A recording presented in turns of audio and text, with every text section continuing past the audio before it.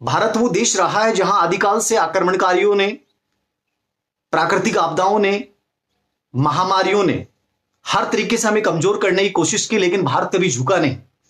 और हम जिस राज्य से बिलोंग करते हैं, राजस्थान से, वो तो एक ऐसा प्रांत है जो झुकना जानता ही नहीं है। तो जो देश की सीमाओं की रक्षा हो, बलिदान की भावनाओं की बात हो, हर जगह हम लोग सबसे आगे रहते हैं। तो आप सभी का इस आज के इस लाइव संवाद में मैं हार्दिक अभिनंदन, हार्दिक स्वागत करते हुए अपनी बात को जारी रखते हुए सबसे पहले शुरुआत करूंगा मैं मेरे देश के उन वीर शहीदों को नमन करते हुए। दोस्तों, कल की जो घटना थी हंदवाड़ा, आप में एक प्रकार से आंखों में आंसू आ गए कि देश बड़ा अद्भुत देश है और ये बहुत खूबसूरत देश है। इस देश की सबसे बड़ी खूबसूरती यही है कि इस देश पे कितना भी दुश्मन आक्रमण करें, हमें झुकाने की कोशिश करें, लेकिन हम झुक नहीं सकते। और इसका सबसे बड़ा श्रेय जाता है कि आज हम शांति से आप लोगों से लाइव संवाद कर पा रहे हैं। तो ये सबसे बड़ा योगदान है मेरे देश की सीमाओं की रक्षा करने वाले उन शहीदों का, जो हर समय 24 घंटे तत्पर रह के हमारे देश की रक्षा करते हैं। और कल जो 5 लोग शहीद हुए, हम उनको कोटि कोटि नमन करते हुए मैं अपनी बात की शुरुआत करता हूं। जो भी विद्यार्थी मेरी इस बात को सुन पा रहे हैं, वो ध्यान दीजिएगा। मैं इसी घटना के परिप्रेक्ष्य में एक मोटिवेशनल से लेकर आपको एक प्रतियोगी परीक्षा हो, चाहे वो किसी व्यवसाय हो, चाहे आपका राजनीतिक कैरियर हो, चाहे आपका कोई भी बिजनेस हो, किसी भी फील्ड में हमें सफल होने के लिए कुछ बहुत सारी चीजों की ध्यान देने की जरूरत होती है। उन्हीं चीजों के ऊपर मैं आज की वार्ता करूंगा। हमें क्या करना चाहिए और क्या नहीं करना चाहिए, इन सब बातों के ऊपर अपन चर्चा करेंगे। जुड़ रहे हैं आप सभी को राम राम, धन्यवाद। तो मैं बात कहना चाहूंगा कि मेरे देश का जो सैनिक है वो कभी अपनी पीड़ा जाहिर नहीं करता। मेरे देश के सैनिकों का कभी मूड खराब नहीं होता। मेरे देश के सैनिक कभी परिस्थितियों के सामने झुकते नहीं हैं। इस देश के सैनिकों को चाहे कहीं भी जगह, किसी भी जगह पोस्टिंग दे दो, लेकिन वो कभी ये नहीं कहते कि हमारे सामने इतनी विपरीत परिस्थितियां हैं। जो मेरी बात को सुन पा रहे हैं वो विद्यार्थी ध्यान से सुनिएगा। जब मैं अपने यूट्यूब चैनल धीर सिंह धाबाई पे कोई भी मोटिवेशनल वीडियो डालता हूं, तो बहुत से बच्चों के मैसेज होते हैं कि सर परिस्थितियां बड़ी विपरीत हैं, हालात बड़े साथ नहीं देते हैं। मैं उन लोगों को कहना चाहूंगा, कल जो आतंकवादी घटना हुई और हमारे देश के 5 जो शहीद हुए, क्या उनका कभी मूड खराब हुआ है? क्या कभी उन्होंने अपने हालातों को जिम्मेदार माना है? कभी नहीं ना।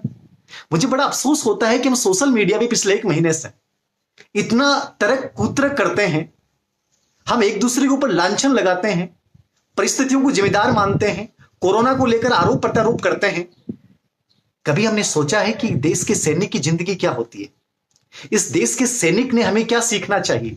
इस देश के सैनिक से हमें वो सब कुछ सीखना चाहिए के लिए, चाहे वो किसी भी क्षेत्र में सफल होना हो, वो मेरे देश का सैनिक सबसे बड़ा प्रमाण है। दोस्तों, हमें किसी मोटिवेशनल स्टोरी को पढ़ने की आवश्यकता नहीं है, किसी किताब को पढ़, सबसे बड़ा मोटिवेशन इस देश का जो है वो मेरे देश का सैनिक, और हमें उस सैनिक से प्रेरणा लेनी है। दोस्तों, कैसे प्रेरणा लेनी है? तो मैं यहां 3 बातों की, किसी भी कैरियर में सफल होने के लिए, चाहे आप पत्रकार हैं, चाहे आप एक विद्यार्थी हैं, चाहे आप राजनीति में हैं, चाहे आप किसान हैं, चाहे आप अभिभावक हैं, सभी के लिए बड़ी आवश्यक बातें बता रहा हूं। 3 बातें बहुत जरूरी हैं। पहला है लगाव या प्रेम। ये लगाव प्रेम क्या है? देखिए, जिंदगी में आप जिस चीज को चाहते हैं उससे आपको लगाव होना चाहिए। और ये लगाव कहां से सीखेंगे? यदि मैं आपको कहूं कि आप फेसबुक के ऊपर या आप यूट्यूब के ऊपर एक डालिए कि सक्सेस के फार्मूले क्या हैं, तो बहुत सारे फार्मूले आ जाएंगे। लेकिन अभी जो मैं बात कर रहा हूं दोस्तों, वो बड़ी प्रैक्टिकल बातें कर रहा हूं। आपको बाहर कहीं ढूंढने की आवश्यकता नहीं है। लगाव यदि आपको सीखना है तो लगाव सीखिए मेरे देश के सैनिक से। मेरे देश का सैनिक आपको बताएगा कि प्रेम और लगाव क्या होता है। एक सैनिक का परिवार होता है, पत्नी होती है, छोटे बच्चे होते हैं, पिता होते हैं। लेकिन कभी भी आपने देखा है कि एक सैनिक का प्रेम किससे होता है? अपनी मातृभूमि से होता है। और इतना गजब का अटूट बंधन होता है कि अपने परिवार को भूलकर अपने देश की मातृभूमि के लिए अपना सब कुछ न्योछावर कर देता है। उसके जहन में नहीं आता कि मेरे परिवार का क्या होगा।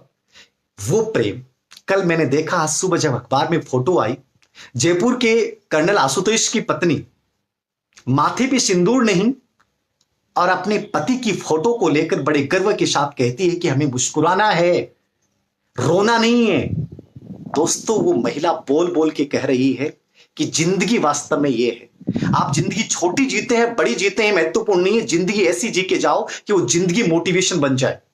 आशुतोष की एक छोटी सी बेटी, जिसको पता है कि मेरे पिता की गोद में मुझे खेलने का मौका नहीं मिलेगा, एक बेटी के लिए बहुत मुश्किल होता अपने पिता को भुलाना, लेकिन उस बेटी की मुस्कान ही हमें कह रही है कि जिंदगी ये है, सफलता ये है कि पिता जाने के बावजूद उनके जीवन के ऊपर इतना गर्व का भाव वो उस माँ और बेटी से सीखिए, उस पिता से सीखिए जो अपने जवान बेटे की अर्थी को कंधा दे रहा है, और उस माँ से सीखिए जो अपने स्तनों में वो दूध उसने पैदा किया कि इस देश की सीमा के लिए हमारे देश के सैनिक हंसते हंसते शहीद हो जाते हैं। तो दोस्तों, सबसे बड़ी प्रेरणा यदि आपको किसी से लेनी है तो मैं कहूंगा कि मेरे देश के वीर सैनिक से लो। उससे बड़ा कोई मोटिवेशनल हीरो हम लोगों की जिंदगी में कोई नहीं है, और यदि उनके जीवन से हमने सीख लिया तो वही प्रेम यदि हमने किताबों से कर लिया। एक विद्यार्थी यदि कैरियर से इतना प्यार कर लेता है, किताबों से अपना इतना प्यार कर लेता है, जिंदगी में जरूर सफल होगा। यदि एक बिजनेसमैन अपने व्यापार से इतना प्यार कर लेता है, और एक किसान अपने खेत से इतना प्यार कर लेता है, और एक माता पिता अपने बच्चों से इतना प्यार कर लेते हैं, तो ये मान के चलिएगा कि जिंदगी में किसी भी बड़ी से बड़ी सफलता को अर्जित कर सकते हैं। दूसरी बात मैं कहूंगा, उनके लिए एक छोटी सी लाइन बोलूंगा, कोटेशन बोलूंगा। किसी ने बहुत सुंदर कहा है, जीने के लिए सभी जिया करते हैं, नाम जीने का वो यूं ही लिया करते हैं, मगर जीना उनका है जो मर के भी जिया करते हैं। तो दोस्तों, जीना है तो खुशबू बन के महको, गुलाब बहन के महको, जिंदगी संवर जाएगी। लाइफ चाहे छोटी हो चाहे बड़ी हो, लेकिन जिंदगी ऐसी होनी चाहिए कि जो देश, परिवार, समाज, जिला हमारे ऊपर प्राउड करे। तो पहली बात मैंने कही कि कल के उन वीर शहीदों को एक बार हम कोटि कोटि नमन करते हैं, और ये संकल्प लेते हैं कि जिंदगी में कोई भी कार्य की तपस्या उसी प्रेम और लगाव के साथ करेंगे। दूसरा, सफलता का एक विद्यार्थी जीवन में सफलता के लिए दूसरी चीज होती है निरंतरता, कंटिन्यूअस टेंस। अंग्रेजी में सबसे सुंदर चीज यदि कोई है तो वो निरंतरता है दोस्तों। अब आप कहो कि सर निरंतरता कहां से सीखें, तो निरंतरता के लिए आपको बाहरी किसी प्रेरक से कुछ नहीं सीखना है। निरंतरता यदि आपको सीखनी है तो मेरे देश के किसान से सीखिए। कभी आपने देखा है, हम सब लोग किसान परिवारों से हैं, और नागौर तो पूरा किसान भूमि है। आपने कभी देखा है कि किसान जब अपनी फसल को बोता है बड़े उत्साह के साथ बोता है, निराई करता है उत्साह के साथ करता है, बुआई करता है उत्साह के साथ करता है, कटाई करता है उत्साह के साथ करता है, और जब प्रकृति की आपदा पड़ती है, ओले पड़ते हैं, निराश हो जाता है, फसल में कुछ बचता नहीं है, लेकिन फिर अगली साल फिर खड़ा हो जाता है। हर साल वो उसी निरंतरता के साथ खड़ा होता है। मेरे बहुत से बच्चे मुझसे कहते हैं कि सर एक बार असफल हो गए, निराश हो गए, जिंदगी परेशान कर डालती है। अरे मेरे देश का वो सैनिक जो लगातार 10 साल की खेती में ना बचने के बावजूद उसी निरंतरता, उसी उत्साह के साथ फसल बो डालता है, तो हम कैसे हार सकते हैं। जब मेरे देश का किसान नहीं हारता, तो जज्बा, प्रकृति से संघर्ष करने की ललक और सफलता के प्रति ललक यदि आपको सीखनी, निरंतरता आपको सीखनी है, तो किससे सीखेंगे? तो आप सीखिए मेरे देश के किसान से। और तीसरा फार्मूला मैं आप लोगों को बता रहा हूं, जिंदगी में सफल बनना है तो त्याग और समर्पण का होना बहुत जरूरी है। और त्याग और समर्पण यदि आपको किसी से सीखना है तो किससे सीखेंगे? बाहरी रूप से कहीं कुछ भी तलाशने की जरूरत नहीं है दोस्तों। त्याग और समर्पण अपने माता और पिता से सीखिए, और मैं तो कहूंगा कि अपनी मम्मी से सीखिए वो त्याग और समर्पण। किसी भी सिलेक्शन के लिए जिंदगी में हर चीज को छोड़ना पड़ता है। मैं बार बार ये बोलता हूं कि जिंदगी में हम जैसे कोरोना में आइसोलेट हो रहे हैं, एकांत में जीवन जी रहे हैं, जिंदगी में सफलता के लिए वो त्याग और समर्पण का जीवन जीना पड़ता है दोस्तों। कैसे जीवन जीना पड़ता है? अपनी मां से सीखिए त्याग और समर्पण की वो भावना। जब हम लोग अपनी मां के गर्भ में जाते हैं तो वो मां 9 महीने उस हर चीज से दूर रहती है जो आपकी और हमारे स्वास्थ्य के लिए हानिकारक होती है। वो हर सावधानी रखती है जो हमारे स्वास्थ्य, हमारे जीवन को संकट पैदा कर दे। उसकी बहुत सारी इच्छाएं होती हैं, फिर भी उन चीजों को वो नहीं खाती है। क्यों नहीं खाती है? क्योंकि हमारा जीवन उसके अंदर पल रहा होता है, और उसको उम्मीद होती है कि मेरा बेटा एक दिन बड़ा होगा और एक दिन वो मेरा नाम रोशन करेगा।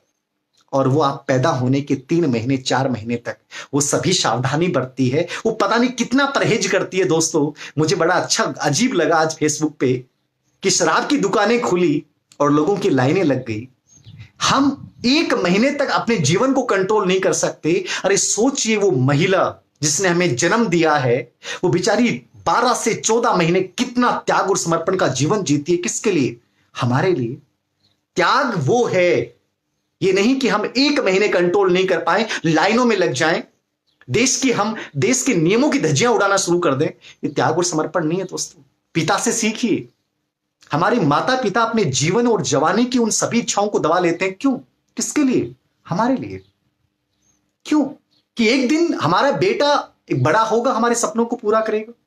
हमारे माता पिता ने त्याग और समर्पण का वो जीवन हम लोगों के लिए जीते हैं, और हम लोग भूल जाते हैं उनके इस त्याग समर्पण को, और हम उम्मीद करते हैं कि हम सफल होंगे।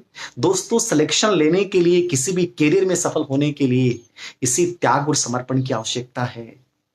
लाइफ जीने के लिए आपको उस त्याग को, समर्पण को अपनाना पड़ेगा। चाहे वो सोशल मीडिया हो, चाहे आपको डिस्ट्रैक्ट करने वाली वो चीज हो जो लाइफ को डिस्टर्ब करती है, उस हर चीज को आपको छोड़ना पड़ेगा दोस्तों।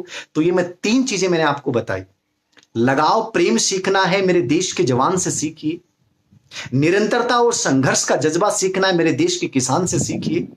और त्याग और समर्पण की कहानी यदि आपको पढ़नी है तो किसी किताब को पढ़ने की आवश्यकता नहीं है। अपने मम्मी और पापा के चेहरे को देख लीजिएगा और अपनी मम्मी के पेट के उस बिंदु को देखिएगा, और आपको याद आ जाएगी कि वो त्याग और समर्पण क्या है। तो ये 3 बिंदु सफलता के लिए प्रारंभिक चीजें हैं। चौथी बात